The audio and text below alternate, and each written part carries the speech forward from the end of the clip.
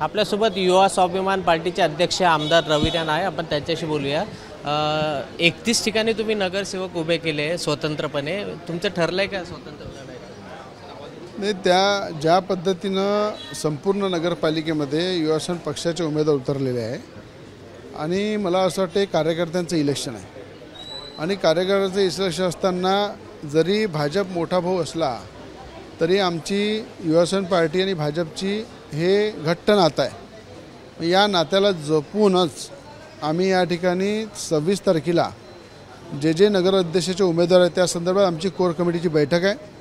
त्या कोर कमिटीमध्ये 26 तारखेला आम्ही सगळे बसून निर्णय घेऊ की पुढे कसं जायचं, कशा पद्धतीने प्रचार करायचा, कशा पद्धतीनं भाजपचे नगराध्यक्ष जे आहे त्यांना कशा पद्धतीने सपोर्ट करायचा आणि युवासेना पार्टीचे जे नगरसेवक आहे कसे निवडून आणायचे, या संदर्भात पूर्ण स्ट्रॅटेजी आम्ही युवासेना पक्षाच्या कोर कमिटीसोबत 26 तारखेला बसून फायनल करू आणि त्या पद्धतीनं मैदानामध्ये उतरून प्रचार करू।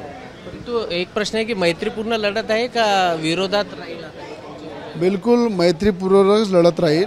ज्या ज्या ठिकाणी युवासेना पक्षाचे उमेदवार आहे त्या ठिकाणी मैत्रीपूर्वक त्यांना निवडून आणू, ज्या ठिकाणी भाजपचे उमेदवार आहेत त्यांना मैत्रीपूर्वक निवडून आणू, जेणेकरून कुठेही क्रॉस होणार नाही आणि ज्या ठिकाणी भाजपचे नगराध्यक्ष उभे आहे त्यांना पण कसं निवडून आणायचं, कसा प्रचार करायचा, या सगळ्या रणनीतीचा खऱ्या अर्थानं सगळी रणनीती आम्ही 26 तारखेला डिक्लेअर करू। प्रस्ताव दिला होता भाजपला, ते मान्य केला नाही का त्यांनी? संपूर्ण राज्यामध्ये पहा, कुठेही कोणाची युती झालेली नाही आहे।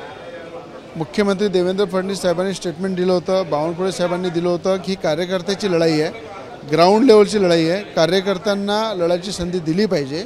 या उद्देशाने युवासेना पार्टीचे कार्यकर्तेसुद्धा लढत आहे, भाजपचे कार्यकर्तेसुद्धा लढत आहे आणि सगळे त्या ठिकाणी मैदानामध्ये उतरले। हे होते आमदार रवी राणा। सगळ्या आम्ही जे 31 उमेदवार दिलेले त्या ठिकाणी मैत्रीपूर्ण लढत होईल अशी भूमिका आमदार रवी राणांनी घेतलेली आहे। कॅमेरामॅन अमोल देशमुखचा प्रणय निर्माण, एबीपी माझा, अमरावती। एबीपी माझा, उघडा डोळे बघा नीट।